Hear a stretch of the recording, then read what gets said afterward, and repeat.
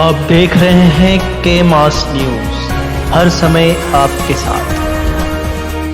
नमस्कार, आप देख रहे हैं के मास न्यूज की ताज़ा तरीन खबरों को देखने के लिए विजिट करें www.kmasnews.com।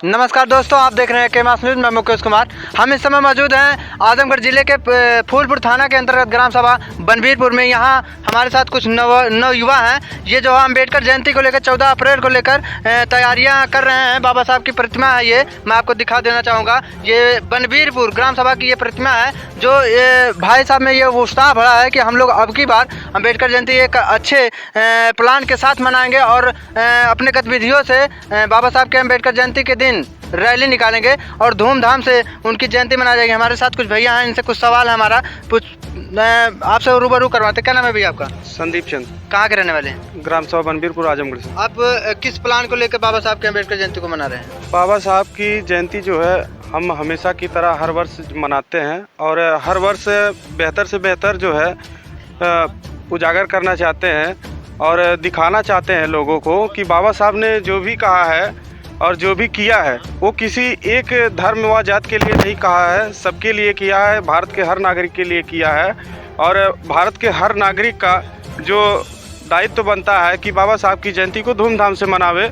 और इसको एक, क्योंकि हमारे जो बाबा साहब जो है जो भी किया है हमारे भारत के नागरिक के लिए बहुत अच्छा किया है। आज जो भी कानून प्रक्रिया है सब इसी। बाबा साहब को दलितों का मसीहा क्यों कहा जाता है भैया? बाबा साहब ने दलितों को जो है जो पीछे थे उनको आगे करने के लिए अथक प्रयास किया, इससे जो है दलितों को मसीहा कहा जाता है। और बाबा साहब ने किसी सिर्फ एक ही जात धर्म के लिए नहीं किया, जब भी किया तो सबके लिए किया है। बस क्या है कि बाबा साहब ने जो है दलित के लिए जो सपोर्ट किया है, जो उनको आगे लाने के लिए प्रक्रिया में बहुत बड़ी सहभागिता निभाई है, वो बहुत अच्छी तरह से की है, इसलिए दलितों को मसीहा कहा जाता है। अगर शिक्षा को देखा जाता है, पहले अधिकार नहीं था पढ़ने का किसी को, इस पे आप क्या कहना चाहेंगे? जैसे बाबा साहब ने जो दलितों को शिक्षा का अधिकार दिलाने के लिए जो अथक प्रयास किया वो बहुत ही अच्छा किया, क्योंकि उनको जो है उच्च कास्ट के जो लोग होते थे उनको शिक्षा में भाग लेने के लिए बहुत आबद्ध करते थे। तो आपका जनता में क्या निर्देश रहेगा अम्बेडकर जयंती को लेकर और उनके जीवनी को लेकर? हम तो यही कहना चाहेंगे कि बाबा साहब की जयंती जो है बहुत धूमधाम से मनानी चाहिए और जो संविधान का नियम है, कानून प्रक्रिया है, वो सबको जानना चाहिए और बहुत अच्छे तरह से जो है उसमें सहभागिता अपनी निभाए। भैया कुछ उनके जीवन परिचय के या उनके चरित्र चित्रण जानना चाहेंगे आपसे। बाबा साहब वैसे महान पुरुष कहा जाता है बाबा साहब को, और भारत के सबसे सर्वश्रेष्ठ महान व्यक्तित्व में आते हैं बाबा साहब जी। उन्होंने जो भी प्रयास किया है, जो भी जनता के लिए किया है, वो बहुत अच्छा किया है और बहुत बेहतर करने का प्रयास किया है।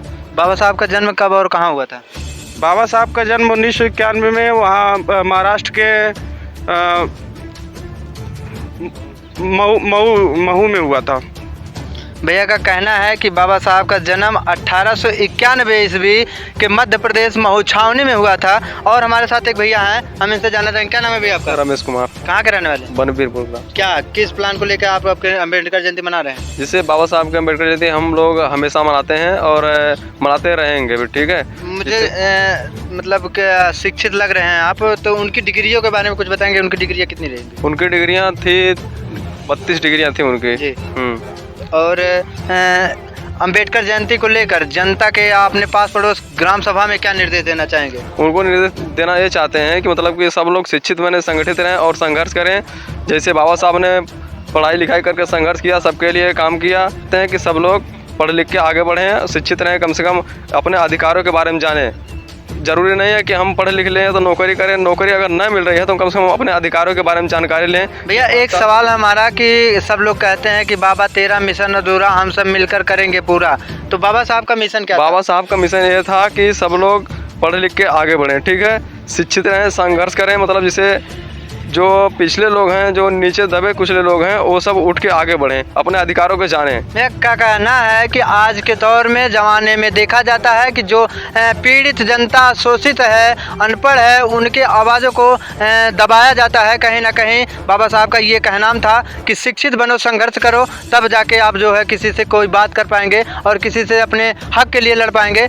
इन सब बातों के साथ मैं आपको बता देना चाहूँगा कि मैं इस पावन जगह पे उपस्थित हूँ जो बनबीरपुर के नाम से जाना जाता है। और अंबेडकर जयंती के तैयारी को लेकर ये भाई साहब मैं भीड़ दिखाना चाहूँगा कि आप लोग यहाँ सब इकट्ठा हैं और आपस में मीटिंग करने के लिए कि हम लोग अपने गतिविधियों से और किस प्रकार से अंबेडकर जयंती मनाई जाएगी उसी के सपोर्ट के लिए। और यहाँ भाई साहब सब इकट्ठे हुए हैं रैली के प्लान को लेकर। नमस्कार दोस्तों, आपको पल पल इस तरह की खबरें दिखाता रहूँगा। के न्यूज़ के साथ बने रहें। नमस्ते।